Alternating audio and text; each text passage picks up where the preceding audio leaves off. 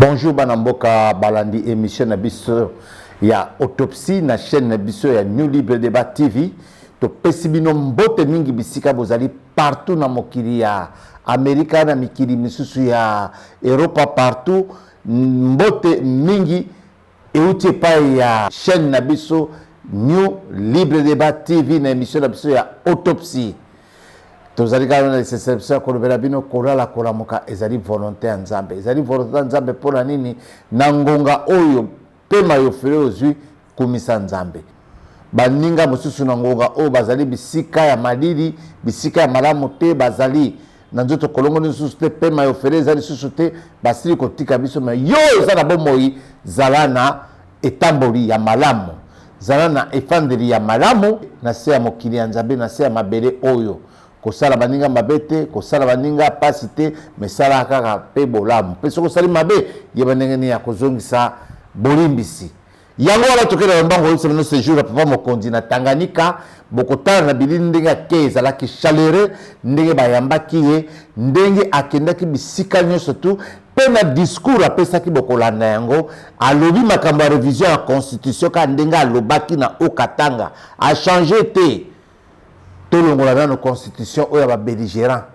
constitution à ma B, constitution à makila et tangisa bandekolabiso makila pour bakabola mboka, constitution à ancien détourneur, constitution à battu à ma B, constitution à botutu. Tout comme la constitution à biso moko, oh ils ont kata mboka te, ils ont pesa priorité na ba pays où ils allaient mo pandi na kaya conflit ba zo mboka te. Tout comme la constitution na biso ya malamu yango wana population ya Kalemi ba jeune ba fongola miso ba soutenir ye bokotala na bilili ndenge nyoso to alobaki na ndenge bayambaki ye po akei kuna ezali conférence de gouverneur ba gouverneur nyoso to ya RDC ba kosangana kuna po ba solola ba yeba ndenge ya kopesa ba projet na bango pour la province et Kendeliboso. Et puis, à qui sur la visite, il y a la voirie urbaine, le chantier à Kuna, ma camionne Zaliko Zanga, pas le ville Kambuya, et à la population de Kambuya Nzala. Les Kambuya Nzala, comme vous avez dit, c'était qu'à la fin de l'année, Oyo, Babi, Badia Biloko Natalo, Kitoko. Bakodia Biloko Natalo, Kitoko pour pouvoir d'achat équita. Biloko c'était comme ma bien, population Azala, très à l'aise. Yango wana tokena le mongo ya kolexabino mama Judith Sumino azali na mboka Maroc akendaki na cérémonie moko ezalika lokola cérémonie salama epala biso a makutano na ebité koluka échange commercial entre biso na mboka ya Maroc kabino boyebita bozakata mobutu sardine ani ezala ko ya siko sardine kota ebele yango wana mama kende kuna kotala échange commercial nini ko salama nawe ya biso tozali ko na batebelene baza ko mama bobila da ba azana beza zonga mais faut pas pesa yenda ko afanda il faut pesa lokasenga ba mbongo bato bazali ko détourner ba mbongo bato bazali ko yiba soki mama bobia senge sika ko fana ata zalaki mwasi ya kondo président ya kala alobi ya ko zonga na mboka ne mabeza wapi soki bapesi sika ko fana ezali mabe po tozoka bato muso ya mama bobi ya kanisi nini boye na boye ya ko zanga ndaku ya mwasi ya millionnaire azali moto ça fait combien d'années mobali na ya kufi est-ce que soki bomengo ezalaki ne basana exil bazali ko lia te soki bakopesa ye l'état kopesa ye apesa ye mbongo muso toza ko bwaka na barabara ore ko honorer mama ya mokonzi mama ya président na biso ya kala ezali mabete nazali pressé ya kozonga mboka nasila yebisi mama nazali pressé kozonga mboka mais nalala libanda te nasila yebisi pe mama déjà MC premier ministre te so nazongi kisasa ifuna la na ndako epai na yo moko te na ndako na nga moko nalala pe pa ba famille te na hotel pe te mboka na nga moko nalala na hotel na vandi pembeni na président Mobutu pendant 17 ans bonga na kila kolala na hotel te nazana ndako kuna kisala te na gbado nazana ndako te nakenda kuna kolala wapi yangwana kapena yebisaki yo oyo nyonso babenga politique na boy politique oyoki mwana ngai yeko tala ngai tant que mwana ya mama esili. Arrivons à Rabat. À partir du moment où dans mon programme je rencontre les Congolais de Rabat, je ne pouvais pas ne pas rencontrer maman Boubi Ladawa. Elle a quand même été une figure importante dans notre pays et c'était, je pense, juste de pouvoir la voir et d'échanger avec elle.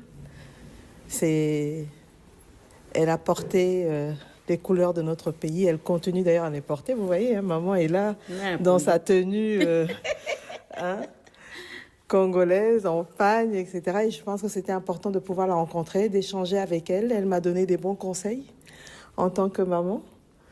Et je pense que pour moi, c'était l'essentiel.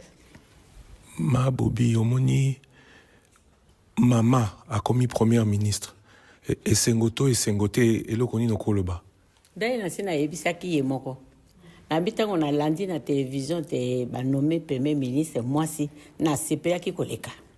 Na CPA boite ba mususu nyonso to ba nomaka ba mibali na mona ka ezali normal. Maintenant ba nommé moi si na beta o motema na ngai lingi yangwana. Basi bande basimba kalibota. Soko tay malam. Soki ba nakati ya gouvernement ba mibali bazali 6, basi pe 6. Même mboka isi ebonga kala. Ozomona basi bayebi kosala mosala koleka bino ba mibali. Yango ananga na yebisaki etango akomi ka bona bi mama na sepelaki komona te mwasi akomi premier ministre.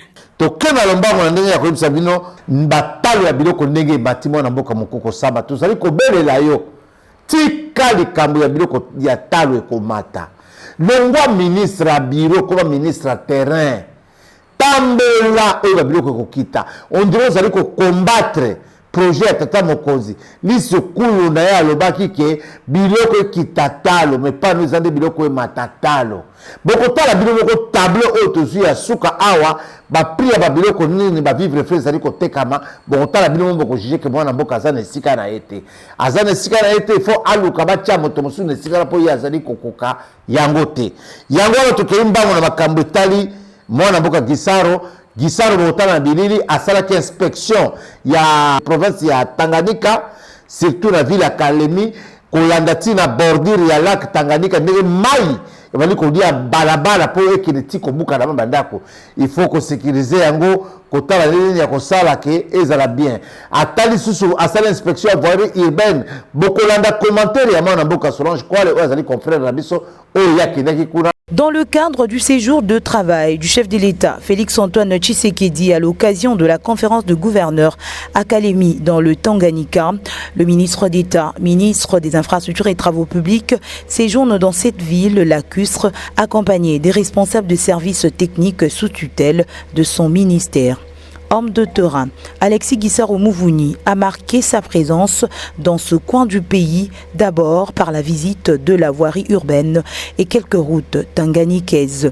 Une tournée qui a débuté au bord du lac Tanganyika, sur le boulevard Lumumba, avec plusieurs arrêts pour constater quelques dégâts causés par le débordement des eaux du lac sur cette belle route maquillée par cette vue lacustre. Pour apporter de solutions idoines à ces vagues à répétition qui endommagent la voie, le patron des ITP décide notamment de la construction des buses sur les axes touchés par cette catastrophe. Il faut sauver cette route, a-t-il souligné, et envisager la reconstruction de l'ensemble des artères de cette partie du pays.